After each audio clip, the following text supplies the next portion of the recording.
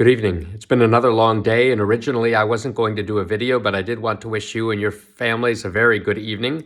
I hope you're all doing well and have had another blessed day. Although we can't be together at the Mass or at church so much these days, I hope that God's presence is alive and active among you. I was praying over in church earlier, and I had many memories of my own family life, and those were reinforced when I received a short video clip from a friend of mine. She has 4 children, and the caption was "The Current Chaos."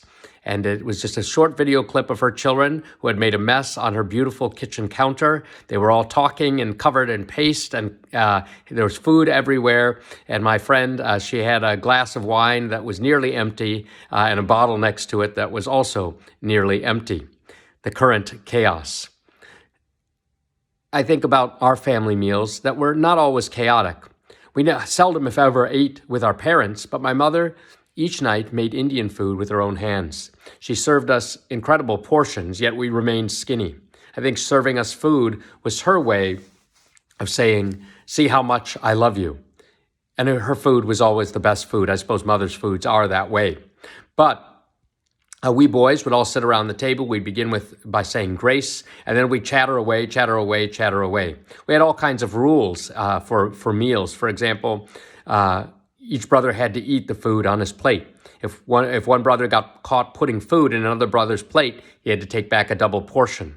If we got caught wasting food or throwing food in the garbage, we had to eat the food out of the garbage. Whichever brother finished eating supper last had to clean the kitchen counters. But mealtime was a great time, I think not only because it began with God's blessing, but also because at our family meal, everybody got to speak, everybody got to listen. We took each other seriously at the meals, from the youngest person to the oldest person. Each person had a chance to speak, to talk about his day, to learn from what everybody else did during the day, to gain wisdom from the experience of the older members of the family, and to be inspired by the enthusiasm of some of the younger members of the family. While we seldom, if ever, ate with our parents, my mother would serve us, and then my father would come home from work and he would need to have his tea, and then we would pray the family rosary, and then my parents ate dinner later. We still knew that our parents were with us and that they loved us very much. The experience of a meal, I think, can be enlightening for families because not only is every member of the family welcome, every member of the family is taken seriously. Each person in the family can speak. Each person in the family can listen. Each person in the family can learn. And after speaking and listening, even praying about things that were happening in the world, current events and so on,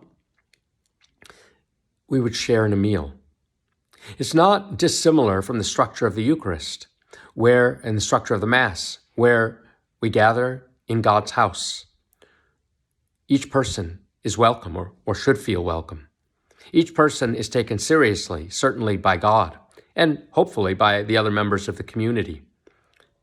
Each person has a chance to listen to God's word, to learn from the priest or the deacon who might be preaching that day, to think about what it means for his or her life, to share the faith experience with those around, to apply the lessons learned to each new challenge in life, and to share in the meal.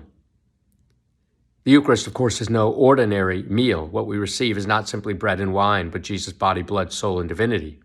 We gather not just to share a meal, but to offer sacrifice to God, to praise and thank God for his many deeds, to join with the angels and saints in heaven in this sacrifice, in uniting ourselves to Christ.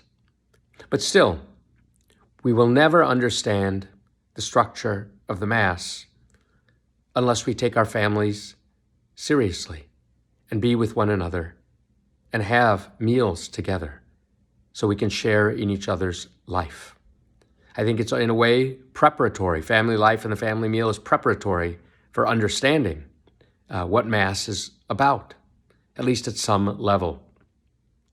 I hope that this time of the coronavirus is not simply a time of fear, but also is an opportunity for you to spend time with your families instead of running here and running there, to share in your family meal, and to laugh a little bit and to enjoy each other's company, whether it's with games or humor or simply just being together. I hope you have a great evening and know that you are on my prayers and have my blessing. Know also that priests don't always take themselves so seriously. One of the beauties of modern technology is it can hide a multitude of sins. And while I have this sweatshirt on and this rabbi on, you can see that priests sometimes dress like teenagers and even wear pajamas to hide a multitude of sins. May God bless you all this evening. Bye-bye.